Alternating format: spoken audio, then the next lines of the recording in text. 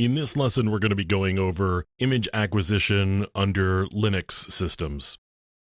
When we acquire an image, what we are looking to do is we're looking to either acquire an entire hard drive, so all of the data on a hard drive, or we're looking to maybe just get one partition. Under Linux, we've got an advantage of having a built-in tool that will allow us to do that image capture. And that built-in tool is actually called DD. So I'm going to use DD here in order to capture data from a USB stick that's plugged into the system that I'm on. Now, what DD is doing is it's getting a bit-for-bit image of this USB stick. So for every bit that's on there, we're going to be writing out that bit to this file here that I'm calling stick.dd. Now, the output of DD is actually what we would consider a raw format because we haven't done anything to it. It's not in any other form other than exactly the way that it was stored on the hard drive. Now, what I'm doing is I'm actually capturing the partition. So I'm capturing the one partition that's on here. I'm not capturing the whole drive itself. So I'm getting one partition's worth of data. DD is going to get this bit-for-bit copy. The downside to this is once I'm done, I'm actually going to have to go generate a hash of the data so that I've got some way of verifying that the data that I got is actually what was on the original source. Now, this is going to take quite a while, so let me show you an additional tool. You can see we copied 2.7 gigabytes there. I could actually take a look at this, and it says it's an ext3 file system, and it needs journal recovery, interestingly enough. So you can see that we actually captured the data that was there. Another tool that you can get is DCFL-DD. I'm actually going to generate the help on this so you can see what we can do here. I can get the hash and I could copy the bit-for-bit data just like DD does, but I could also get a hash of the value.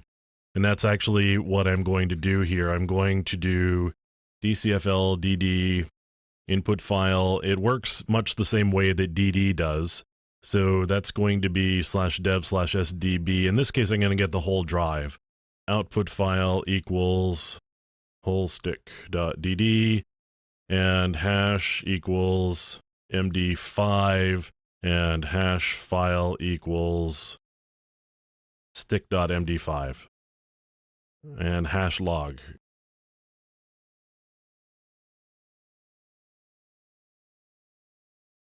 And I need administrative privileges to do that, so I forgot I have to do sudo there. So I'm going to do sudo, and you can actually see that it's outputting the number of blocks and the size of the file that has been written here.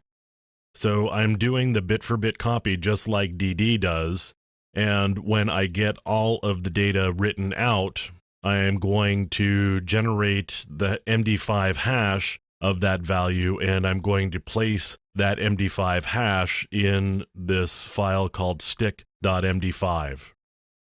Now, there are additional tools that you can get that will do these image captures. There's one, for example, called Cyclone, and it's a bit more of a user interface-driven way of doing this capture, but the tools DD and DCFL-DD work really well. As I said, DD comes with Linux just built in. It's always there. And yeah, you have to go do the MD5 or the SHA-1 hash in addition to just capturing the data using DD, but it doesn't take that much more effort in order to do that. Now we're done actually capturing the data, and you can see that we had 244,736 blocks written out. And you can see that the in records match the out records. So we didn't have any problems with capturing data and being able to write it exactly the same way. So now I should be able to cat stick.md5, and now I've got the MD5 hash value from this file that we created of the whole stick.dd. Now if I do a file on wholestick.dd, I should get some sort of master boot record indication. So, yep, I've got the boot sector there. You can see all of the data around what that boot record looks like, or that boot sector looks like. We've got 8 sectors per cluster and 2,238 reserved sectors. You can see it looks like there's 255 heads, although that's not really accurate because, again, this is a USB stick. It doesn't actually have heads, or at least not heads in the way of spinning platters have heads.